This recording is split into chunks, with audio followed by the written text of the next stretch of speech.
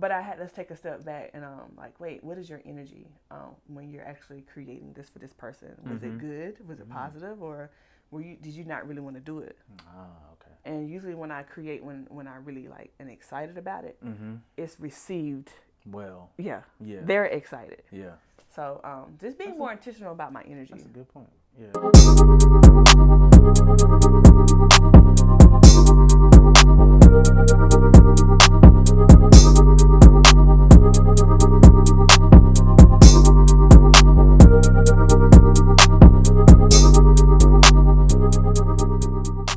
Yo, what's up, everybody? Welcome to another episode of Walk with Drew. My name is Drew Muzan. Thank you guys for joining me. This is the start of season 3, kind of a different space. We'll probably be moving to several spaces throughout the course of the season, just based off how I feel, you know. But like always, I say every single episode, but for real this time, we got a special guest. We got a goat in the house. She don't like people call her a goat. She's very modest. She's very humble. We got Whitney Mcgee in the house. How you doing? I'm good. How are you? I'm good. Thank you for joining me on this show. I know you don't do a lot of these, you know what I'm saying? But, you know what I'm saying? She's looking out for the little people and giving us I'm the honored. interviews. I appreciate the Of course. opportunity. So if you want to just for a little bit kind of give my viewers a little bit of background about who you are. All right. Like I said, my name is Whitney for starters. Grew up, I'm a North Carolinian. A little town called Marshville. I know that town very well. The home of Randy Travis. Color Purple was filmed there. Oh, wow. So very, very small town. So there was nothing to do but create stuff and be creative. So, See, she's already getting segues. See, me and her be here. She always giving you segues. All right, go ahead. Yeah. So yeah, grew up being creative, also being an athlete. Okay. Yeah, I remember you telling me you said you did shot put, right? Shot put, played basketball. Softball. I pretty much played every sport. I mean, there was nothing to do in the country. Was you killing niggas or was you right here, you know what I'm saying? I had a little couple opportunities to play college ball. Oh, okay. What position you play? Forward. Forward. And I'm short, considering. Yeah. So, as I got older, I was starting to be like a shooting guard. Oh, so. okay. It's a little. It still follow through a little bit. Okay. All right, so can you kind of talk about your start kind of like within multimedia? Like, where did it all start? Like she said, she's creative, but kind of talk to me like where it all started, where it all began for you starting creating. I remember actually at one of my birthday parties as a kid, everybody want to go outside to play in the water and eat. And I'm like, y'all, I figured out how to cut a cat with construction paper. Like... Y'all, just come here. Like, just fold it down. Everybody was like, okay, girl. But, yeah. So, I noticed then that I was kind of, like, different. Like, my interests were different. They were the same, but different than everybody else's. And so, like, I probably was 8. You remember that probably? I don't remember. I was probably around 8. At 8, I'm like, oh, I want to be a firefighter. I want to be a doctor, And then I saw one Tyler. I was talking about this other day. I saw a Tyler Perry movie when I was, like, in middle school. Whatever Tyler Perry movie was where he had a lawyer in it and they was in Atlanta and he was driving a Benz. And I was like, oh, I want to be a lawyer. He driving a Benz. He making money. I want to be a lawyer. And then you get in high school, you're like, that takes a lot of work. I ain't trying to and a lot of money. Yeah. And, time. I ain't trying to do all that. So it's funny you remember that far back. But it's crazy because, like, you never think about, like, as a child, like the little things that you're doing, like me, I always sat in front of the TV, but you're discouraged as a child to sit in front of the TV a lot. But it's just like that child may have a future career in media and you don't even know it. That's why you sit in front of the TV so enamored by it. So it's kind of crazy. So within that, can you talk about like your start with like apparel? Like where did that love come from? Probably in high school. You're like bringing up some stuff that I didn't know existed. So apparently my love for being creative and like apparel as well was since a very young age. Okay. I used to like hand paint on shirts. And even up in college I used to do the same thing. And then my uncle actually taught me how to screen print. It's in the family. Okay. You got your own screen printer? Used to have a screen print shop. Not yet, y'all. But the end of the year, check that. Okay. So can you kind of talk about some of your inspirations growing up? Since you talked about, you were creative. Can you talk about some of your inspirations? I'm thinking. I don't know what my inspirations were growing up because I remember Inspirations like more so as an adult, if that makes sense. Okay, so who are some people that inspire Whitney? Well, of course, the cliche, my mom. Okay. But my parents as a whole, or really like my sister and my immediate family, they inspire me. They're all like, I'm the child. So like my sister and brother are like 11 and 8 years older than me. So I kind of grew up with two sets of parents. But they all like seeing my parents and then seeing my sister and brother in their career fields like really inspired me. My brother played NFL for some years, and then my sister currently she's in sales with this kind of who she worked for, but sorry sis, but yeah, both of them they have very, very lucrative careers and stuff, and just watching them navigate that and have families, and also my mom and dad like navigate their career and their life was like two different generations and two different working methods, but it inspired and instilled in me like my work habits now. Now, since you said that they have lucrative careers, and we often know sometimes as like a creative that it's kind of a slow burner, how does that, like how do they encourage you in those times? How does that make you feel like, okay, I'm kind of the creative field and they're kind of doing other things? Like how does that make you feel? I think I get it's more of an internal battle for me. It's nothing that they project onto me. I'm 36 and I'm just like, okay, girl, at this point it's feeling like a rap dream. Yeah. A little hooper's dream. Like, all I need is that one, Yeah. But then I have to like really do a reality check. Could you imagine yourself settling, because that's what it is, right? Working a corporate job from 9 to 5 and coming home to your family and just doing the same thing every day. Yeah. And I wouldn't be happy. Yeah. And I also wouldn't be, what's the word? Purpose. In purpose, maybe? I wouldn't be in purpose, but I also wouldn't be valuable to my family. That would be selfish of me to, do something that makes me miserable and then come home and eventually not be my best for them. Yeah. So it's a sacrifice that I'm taking right now to like, hold off on my family so that I can get this part. Because I know this is where a part of my happiness lays. Right.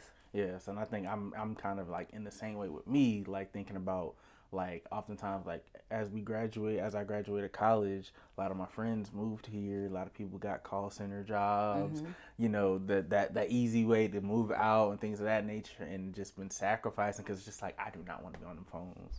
I'm sorry, those of you I'm sorry, I don't want to be on them phones, and just trying to use that degree that I got a communications degree, so I want to work in media, so like constantly just having to check back and look for those jobs, but just like knowing like, okay, I'd rather be here and be doing this and taking this route than to be, at this age with the picket fence and the wife and the kid and, doing something that I'm not really passionate about because I know so many people are doing it. So it's like a constant battle. It is. Yeah. And we can't put that time restraint on ourselves because of course God doesn't have a time frame. It's gonna happen. We just gotta be patient. Yeah. But it gets hard. Yeah. It's one pastor said, seed time and harvest. It's a longer time than how I did. I just ran out of breath because that's how long. It's like, I mean, time. Yeah. Time. It's a lot. So could you kind of talk about like one of your favorite part of the creative process? You do so many things creatively. She does like, we're going to get into it later, but character, she does content, she does graphics, got apparel, but like out of all those things, each and every one of those things have different creative processes, but like what's your favorite part of the creative process? I don't know if I have a favorite. I like the conceptualization of being an idea. Head. Like, so with me, how I work is I have visions. Same. So it's like I see it and then boom, I got to do it. So I think the vision itself excites me. Yeah. And then now I got to figure out how to make it work. Yeah. And usually within that vision I've already figured out, it doesn't take me long to figure out how to make it work. And then seeing that concept become a reality. Yeah. It's definitely like probably one of my favorite parts. But I mean, it's really probably the whole process. The whole process. If it's an organic idea that just comes to me, that whole process is going to be exciting. Yeah. So I think with me, like I was telling her off camera, mine is when it's done. Yeah. Like I had put out a card game like last month, and I'm like, I've been working on a thing for like 4 months, and I'm like, My favorite part is when it's done because it's like such a tease when you see it in your head and you're like, oh man, it's going to be so great. But you don't see like the months of hard work and the things that it takes to go into it. You're like, man, I really am tired of doing this. But you just see the end. So I'm like, that's like the concept. Like once you get the concept in your head and like, oh man, it's going to be so great. And then the end, like the middle part I could do without. If I could just see it in my head and then it just appears, you know what I'm saying? Then we'd be great. Yeah, we'd be great. But then it wouldn't be worth it, you know? True. It's because it's learning in that process. Yeah. It's a lot that you could take from that process moving forward, you know? I actually put up a status on Facebook recently about how people come to you asking you for favors or freebies or discounts. And it's just like, you took 4 months to work on this card game. Yeah. I don't know the process that you took to make it happen, but I know it wasn't always easy. Yeah. And so for you to come to me and say, hey, can I get a discount? Yeah. It kind of like low key makes me angry because I have cried, I have stressed, I have lost sleep over this, and you want me to discount that. Right. That hurts my heart. Talk about that. Talk about like, because as Black creators, as Black people, sometimes often people try to get a family friends discount and they try to, oh, can I get this for free, or, you know, exchange this for free promo. Like, how does that, as a creative, how does that make you feel when you come across people like that? First things first. Y'all niggas got my nerves. Well, this helped me put it in perspective initially because I'm a giver at heart. My family, my own family, and my close friends will not allow me to give them anything for free. If those people don't want a friends and family discount, why should I give it to you? My best friend has a friends and family discount code to my website now. She does not use it. She will not use it. Full price. Yeah, they support. Like, you know, they're my first supporters. They're always paying full price, you know. And I do give them stuff, you know, but it's most times they're paying full price. How does that make you, like, because I'm just now starting to put out like a product, and how does it make, because I always say, I've said this on social media before, like, you don't want, like, people get up in arms about their family members not buying their stuff all the time. And I'm always the first one to say, you're not looking for your family and friends to buy it because you got 8 billion other people out there in the world that aren't related to you that you should want buying it. So you shouldn't be focusing on that. But when did you, as a business owner, as an entrepreneur, when did you kind of get out of seeing just family and friends buy it and then start seeing other people buy it? Like, how did that make you feel? It was amazing, actually. Because, you know, I feel like, oh, you're just saying it looks good because it's me. Right. You know, you're just supporting because it's me. But what happens is, even with my friends and family, the more that they purchase and support it, the more I was like, no, they really, really like my brand. But it didn't make you feel some type of way? Like, if it's this family, like, when I put out my first book, only family and friends bought it, and I felt some type of way because I'm just like, okay, I'm not doing enough. You probably weren't. Yeah, you know what I'm saying? To keep it a buck, like, and so basically what I did, that's why I hit the road. So I'm shy and introverted by nature, and people say no. She's not, bro. This is fake. After this, I'm going to go sit in the car and decompress. So you probably will. Yeah, but no, it's what I've noticed about branding is may like trickle over into later some other stuff you have. But what I noticed about branding is people are buying into you. So I noticed that when I do in-person pop-ups, when people meet me and they like me and they enjoy talking to me, they will support you. Right. I've seen people support people who had trash stuff. I mean, I'm talking about trash. Trash, super trash. Super trash. Bad quality. Bad quality, but they come over and they support me and actually happen to have like a great product. Yeah. So I hit the road because I was like, I'm not meeting enough people. You know, let me expand my customer base. Yeah. Also, I happen to think that, you know, maybe I'm okay person to meet. And talk about she mentioned something about like trash quality, because I think a lot of times as like, I think, and you, since you have an apparel business, you know this firsthand. A lot of celebrities, that's the first thing is, oh, let's get a merch, and the merch be trash, and it just we have a little logo on a little thing, and it'd be like $50. Yeah, it'd be mad money, and they sell out every single time. It'd be trash. It's like it's a scam. It's like a not a scam, but it's like a hustle. Yeah, they're buying into that person. Like we're not buying your product. We're buying it because you know, hey, I mean, you look at Kanye West clothes, like. Now, he does have some dope stuff, but it's the homeless line that he had for like $800 a pop. Like, you talk about that Sunday service pop up that he had. Yeah. Oh my God. I just yeah. And then like it's stuff too. What I'm seeing from him is like it's stuff with no like logos on it and stuff like that. It's literally like straight pastel colors and selling for like $400. Same thing with Fear of God too. Shout out to Fear of God, but still, it's like, you know what I'm saying. I mean, and I love it, but it's just like, yo. Okay. Yeah. All right. Yeah, like, can you like talk about like where the ideas like for you? Where do the ideas come from? Because obviously you would like to have something on the front of it. You would like something to be bold. Like, where do the ideas come from? Because I'm one of those proponents too. That's like, I'm not gonna sell just a plain T-shirt, like unless it's like Egyptian cotton, like you ripped it straight off of like the sheep, like or the lamb, whatever lamb skin, and you just put it on me, and you know what I'm saying, and ironed it down. You know what I'm saying? I'm not gonna pay $800 for that. But like, I want something on the shirt that represents like, you know what I'm saying, what you're doing, and like I see your logo and stuff like that. So can you kind of talk about that? Well, so I'm a sneakerhead, and now you'll probably never hear me say it again. Never again. So, but I'm inspired by sneaker culture, and not only that, but like I'm also inspired by Black culture.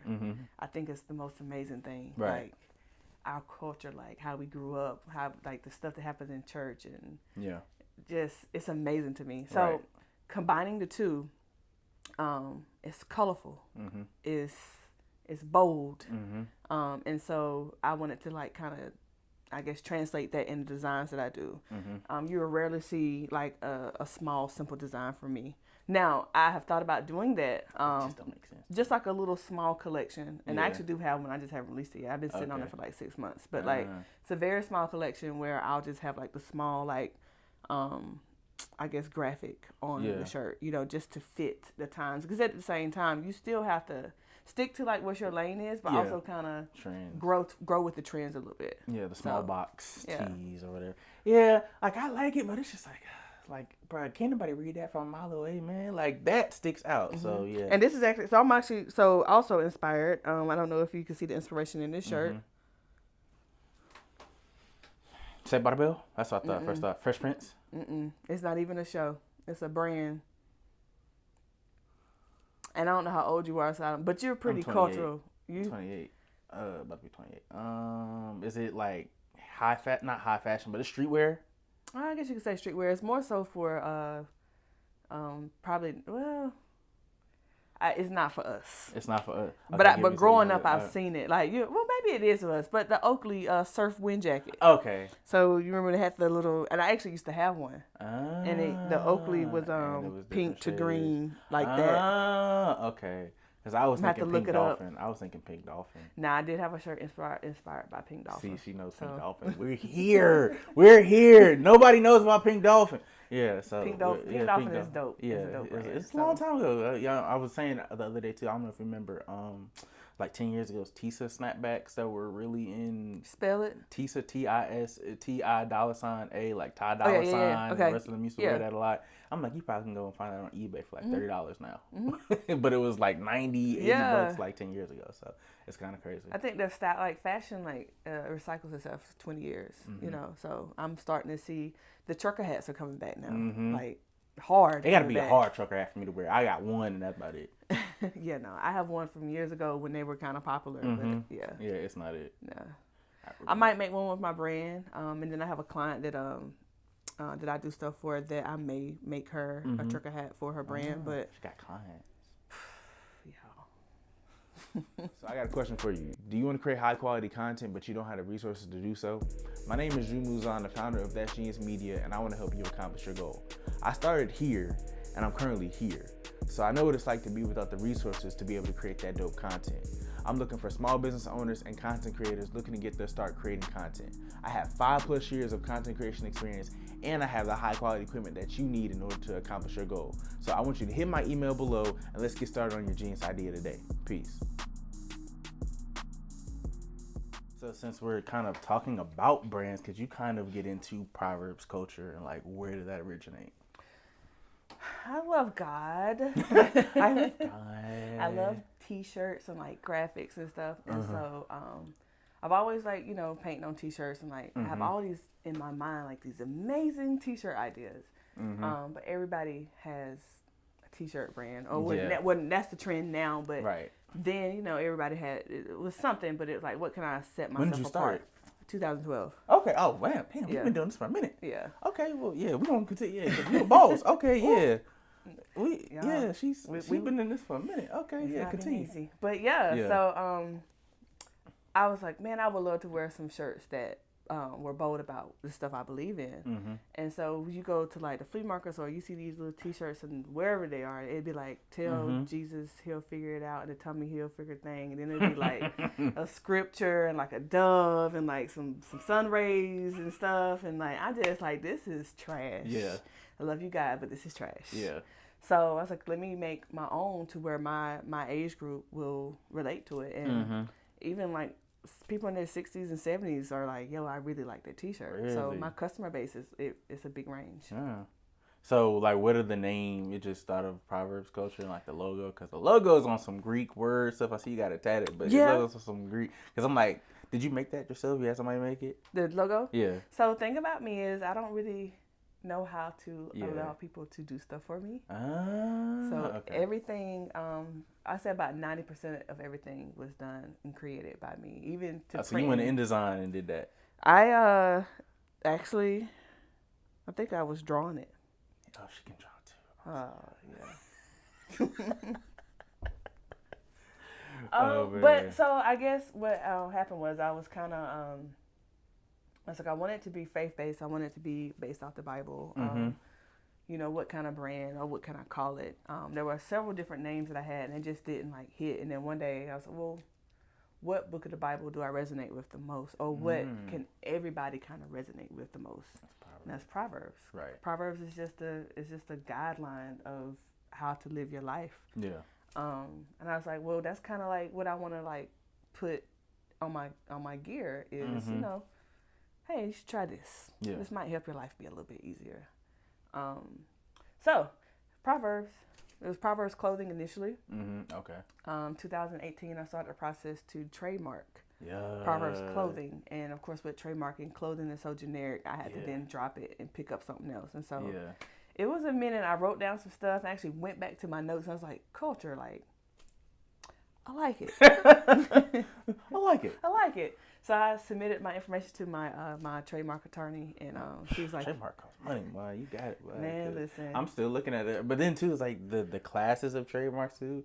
Yeah, you would need it because it's a lot of money. It's a lot. Yeah, I appreciate my lawyer for being knowledgeable and doing what she did, because I wouldn't have. Yeah, no. It's too much. Yeah. But I'm glad, I'm thankful that now it's protected, Proverbs Culture. So hey.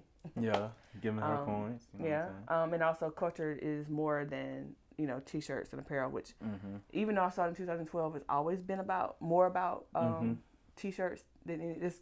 Let me change that. It has been about more things than t-shirts. Okay. I just haven't really marketed that way yet. Yeah. So that's coming. So culture is a lot within this culture. So it's coming. Hopefully by the start of 2022, you'll be able to start seeing like a gradual like change in my social media pages and actually what Proverbs Culture is. Okay, word. So, and you had mentioned something, and we're gonna talk about it. We're gonna rag on the church a little bit.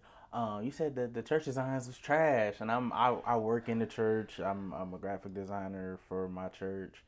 And it's trash. Yeah, it's a lot of stuff out there. It's a lot of trash. You know, like we're trying to be a proponent of like and you're seeing a lot of churches doing that now. It's like the new wave for a lot of churches, but then there's still like a lot of Christianity is still stuck in this. It could be trash if it's if it's creative. They in the Old Testament. They still stuck in the Old Testament, y'all. She said it, not me.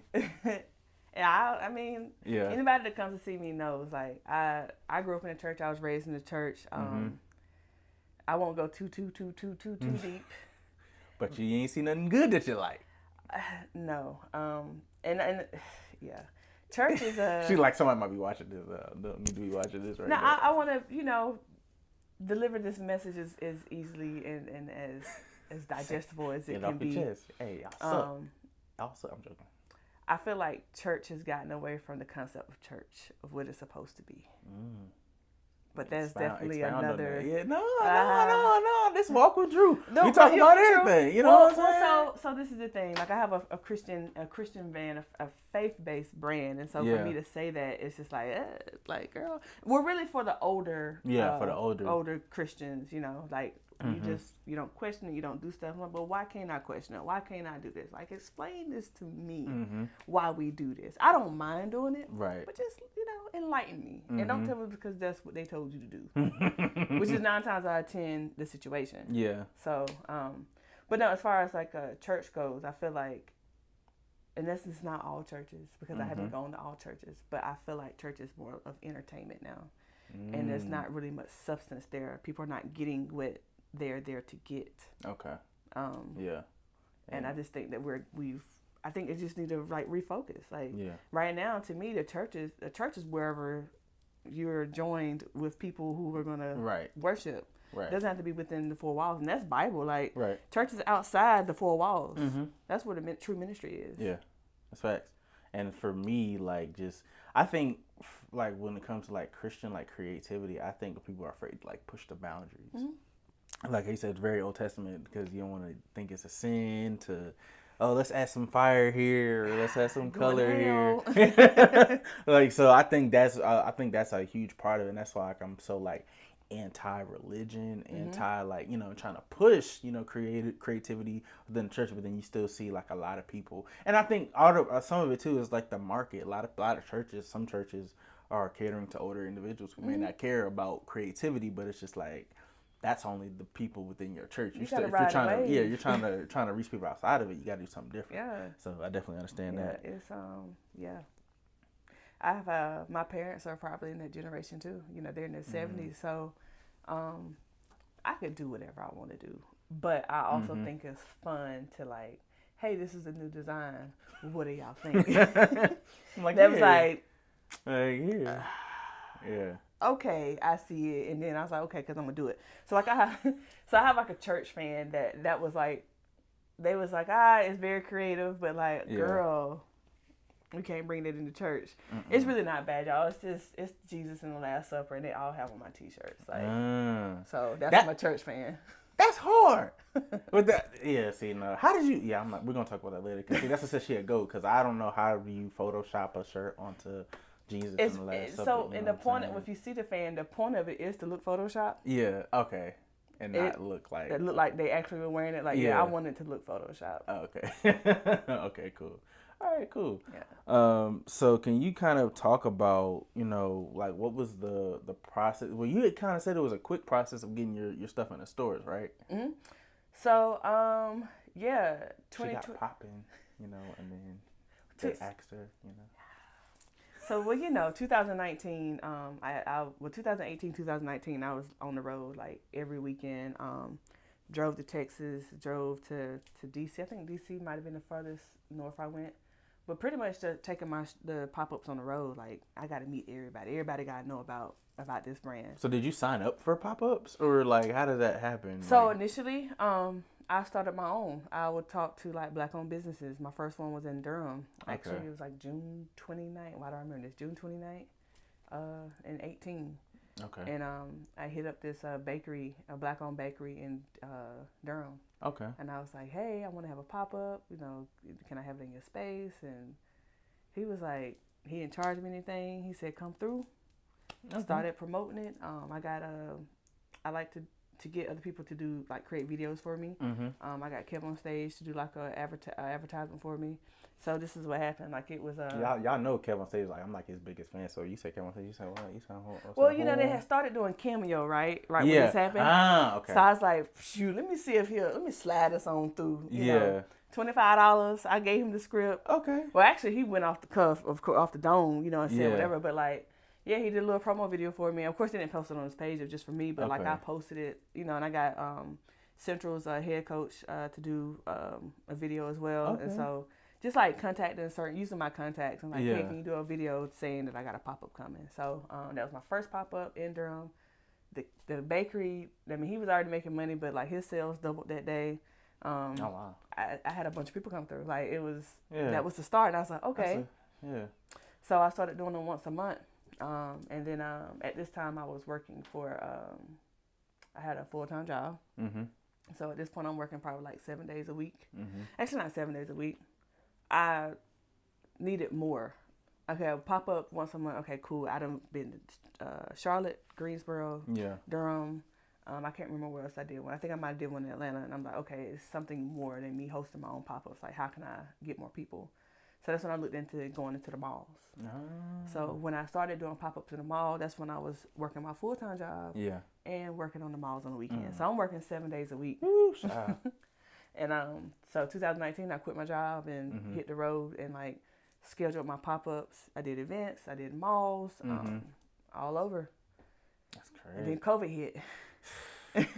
Malls are shut down. No more events. Like I got a part-time job. How was that just like pivoting as a creative? Because not during COVID, we're still in COVID, but like that peak of it, I was asking a lot of creatives, like a lot of people, like how was that pivoting? Like with COVID, like, cause I had to pivot. I was recording in here. I was recording another spot. Then I was like, oh, okay, shut down. Dang, I gotta come in here. You know. I think COVID was, in spite of like everything that's going on with COVID and what the deaths and stuff. Like I hate that happened. Right. But I think COVID was also a blessing. Not COVID itself, but like the fact that we had to kind of like stay in because we really had to sit with ourselves. Like, who is Whitney? What is Whitney about? What is Whitney like? And then it forces you to kind of create in another way. Yeah. In which I did. Like, I was actually grateful for the rest because at the end of 2019, I was tired. I mean, I started making bad business decisions, doing events that didn't pan out the way that they should have. And I was like, I'm over it.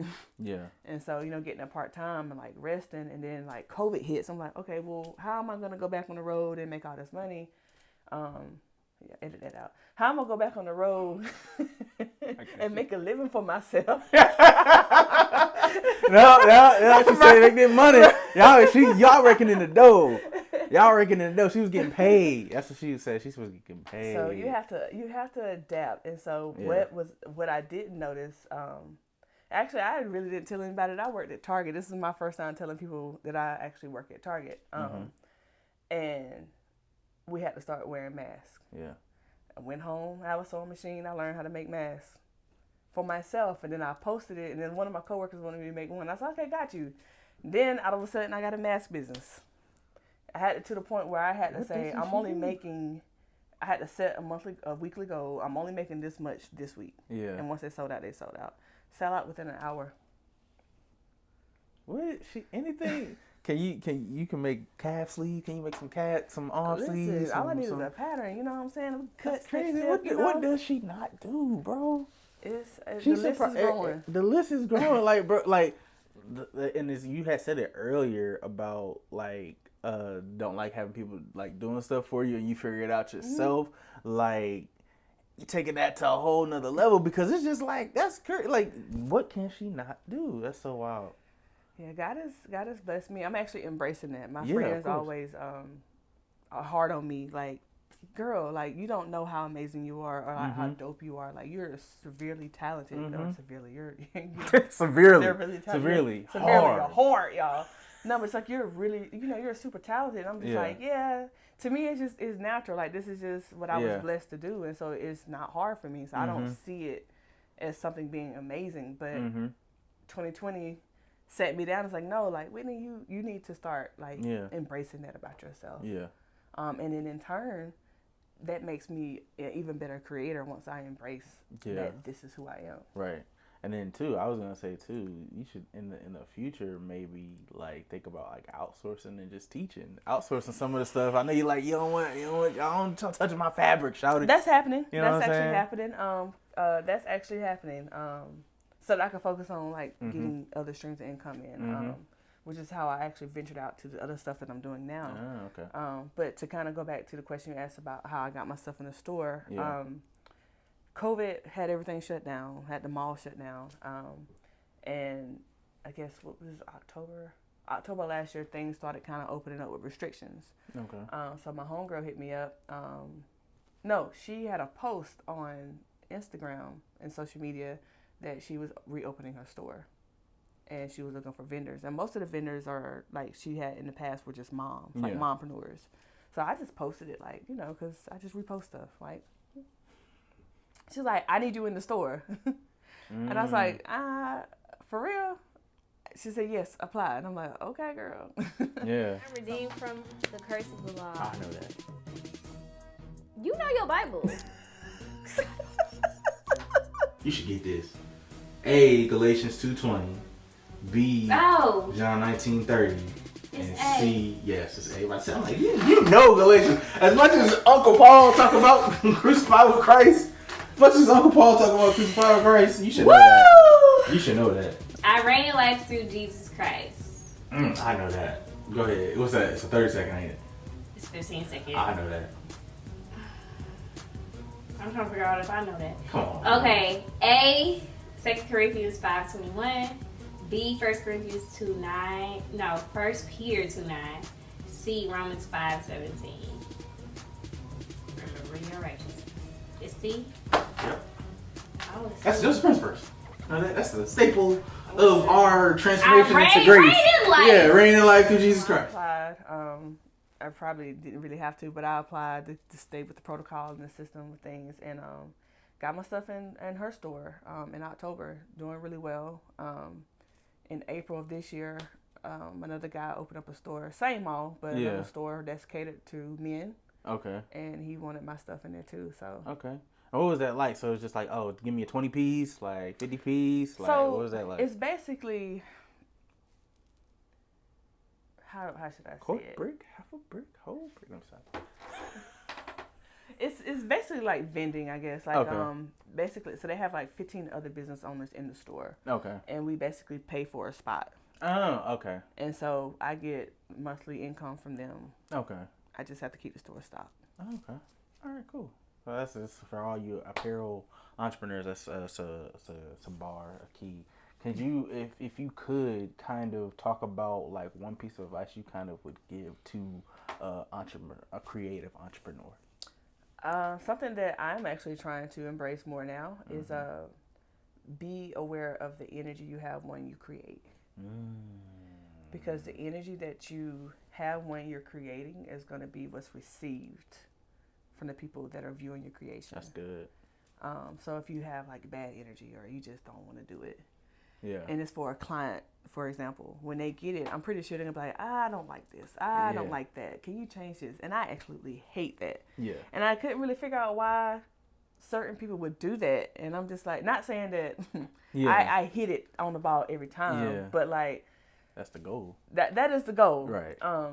But let's take a step back and like, wait, what is your energy when you're actually creating this for this person? Was it good? Was it positive? Or did you not really want to do it? Okay. And usually when I create, when I really like and excited about it, it's received well. Yeah. They're excited. Yeah. So just being more intentional about my energy. That's a good point. Yeah, I think for me that's probably the same thing, because sometimes I'm not always, for certain things, they're not always putting that same energy into it. Luckily, sometimes they don't notice because it still look good, but you know, you're just creating just because you have to, not all times. And it's like a struggle for me to like be inspired all the time. Like how do you stay inspired? Because I'm always told, like, whenever I hit like a dry spot creatively with like graphics, like, oh, what magazines are you looking at, or what this are you looking at? And like, people don't always understand. It's not always about like visual representations. It's just like you're not inspired. Like it's something innate within you. Like you're just not inspired. And like for me, like I've hit rough spots even in this summer, like where I'm not really like that inspired for like one of my other shows, and I'm like, I still want to do it, but I'm like, I'm not inspired. And like as a creative, like I refuse to just like, okay, well, I'm not inspired, but I said I was gonna do it, so let me go ahead and continue to do it, because it's gonna be trash, because I'm not, my heart's not into it. So how do you kind of battle inspiration? Extending grace to myself.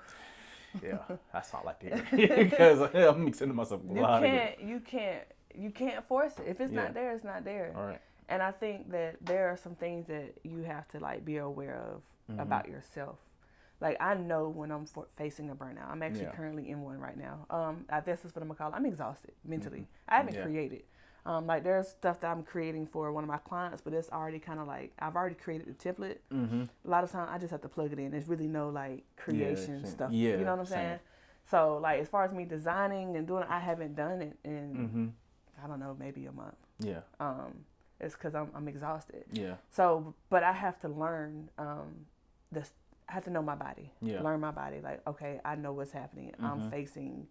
If I don't make a change or an adjustment now, in a week or a day, I'm gonna crash. Yeah. And I'm trying to get to that before the day before. Yeah. Make these little changes. Like, if you're tired, go to sleep. Rest.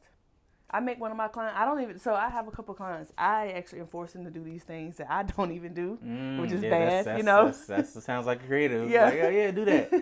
So I'm just like, one of them, I say, hey, you have to have one rest day a week where you do not focus on work. Yeah. Focus on something that you enjoy. Yeah. I don't care what it is. Do it. It's just, I need to start doing the same. Yeah. we gonna get it. I'm be on about getting a rest day. But I appreciate you coming in and just talking with me for a little bit about the apparel, about the creative industry, about entrepreneurship.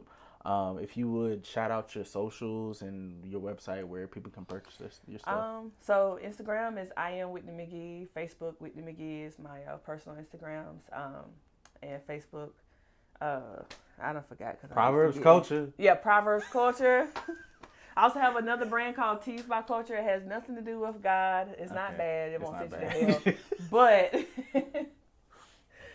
that's my second brand. And I also have a character called Deloris Brown. That's what we forgot to get. I forgot.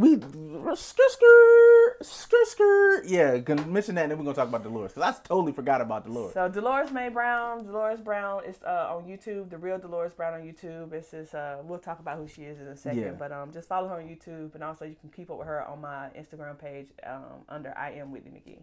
So. Okay, so before that we were going to talk about Deloris, and I told because we started going on a whole different tangent talking about something that was very beneficial. But so she acts, y'all. She acts. She has characters. She be having a little green screen, and one of the characters is hilarious. Like as soon as I started following her Instagram, I'm like, who is this? Deloris. Who is this? So can you talk about your character, Deloris May Brown? First, I don't know if I said this before, but I'm going to say it again. Y'all, I'm shy. She's cap. But go ahead. So, a little story. December last year, I cut my hair. Okay. To try to get my curl pattern back. Okay. You know, have a little heat damage or whatever. So, it was my turn to, like, wash and do my hair or whatever. And I looked at it, I was like, I really hate my hair. I'm used to having long hair. I went and got one of my mama's wigs. It's really this simple, y'all. Went and got one of my mama's wigs, and I was like, oh, I'm going to just make a video. And that's how she was born. It was a one-time thing. I think it was a Christmas video. I think I wished everybody Merry Christmas. And from then on, like, people wanted to see her more, and so I'm just like, okay, her name is Deloris. Where did the name come from? You just randomly was like an old lady Deloris. name? Yeah, just Deloris. Nobody really knows how old she is. I don't know how old she is. So it's basically, as you're learning who she is, I'm learning who she is. So if you can see kind of the content I had, it's really, like I said before, I love our Black culture. So she's kind of like teaching people about Black culture, but kind of in a humorous way. So expect to learn some things. Okay. She did a video about Jackie Joyner, not Jackie Joyner Cursor, but Florence Griffith Joyner. Florence Joyner Griffith. Which one is it? Flojo. And yeah, I know Flojo. Did a video about Flojo earlier this year, and then all of a sudden they're making a movie about Flojo, and like Deloris is like, she want her money, like, cause wasn't nobody talking about Flojo till Deloris did it. So I need some Tiffany Haddish. Y'all call me. Call me. So any plans for like a sketch show in the future for Deloris? Again, shy. I'm gonna zoom in on it. When I do it, I'm gonna zoom in on it. Okay. So this is the thing. I've had a couple people ask me to actually do Deloris live, like either host or, I don't trust the words that are gonna come out Deloris' mouth.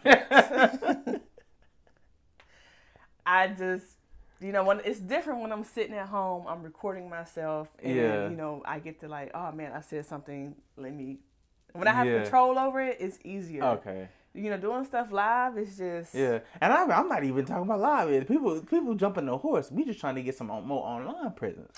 Okay, so... Okay. I just want a sketch show. So, you know, I can't put on no wig with my hair like this. Right. That's one reason why Deloris hasn't really been back. Is because of my hair. But I actually do have... so what I was doing like theme series. Yeah. So March was Women's Month. And so I just honored, like, not the people that people normally honor, like Claudette Colvin, the first lady to really sit on the bus before Rosa Parks. Flojo, and what's her name? The little singer with the flower in her head. La la la la la, la la la la la. I know that from a movie, but do do do do do do do. Her. I can't even think of her name, but I know what you're talking about. But her, Minnie Riperton. Okay. And so, and then I did like a Black History Month special where I had, I was on a phone call talking to certain people in history. I had my homegirl, Nancy. Hey, girl. Had my homegirl, Nancy, do the voiceover of Maya Angelou and... that Maya Angelou. If you can get that Maya Angelou right, it's hilarious. Yeah, Maya Angelou and what's the other girl name? Iyanla Vanzant. Y'all should go watch those two videos. People say that I'm actually funny, but y'all, it's really hard being on the phone with her because none of this is scripted. Yeah. It's all off the cuff. I never knew what she was going to say, and she's worse than me. So, and she's not on camera, so I literally have to hold my face together while she's talking. To not break character. Yeah. So yeah, y'all gotta watch those. I would suggest watching those too. Yeah. So what are your plans for the rest of the year? Well, I'm actually trying to do this podcast and YouTube channel. You heard it here first. Yeah. Under Proverbs Culture. Yeah. So I'm looking at the first of the year. Like I have stuff in place now. It's just really like finalizing some things to like get it. And just start now. Yeah, and just start. Just start now and then just drop it in January. That's what I did last year. I got to get back on it. 3 months before the year, and just so your first 2 months, you just sitting there just pressing play. That's the plan. Yeah, that's the plan. Proverbs Culture is that Deloris, you know, she's gonna make her way back. She's probably gonna be in the podcast some kind of way. To kind of tie those two in. Yeah. And actually, like, work on being a brand manager and a booking manager. That's actually something that's been put on my plate recently. COVID will make you explore some things. So, yeah. Yeah, so we gonna have a conversation about that at a later date. We are gonna talk about that at a later date. But yeah, I appreciate you coming on. And now we will officially end this episode. Walk with you. I appreciate everybody tuning in. Be sure to like, subscribe, comment, all that good stuff. And if you enjoyed this, share it to one of your friends. And I'll see you guys next time. Peace.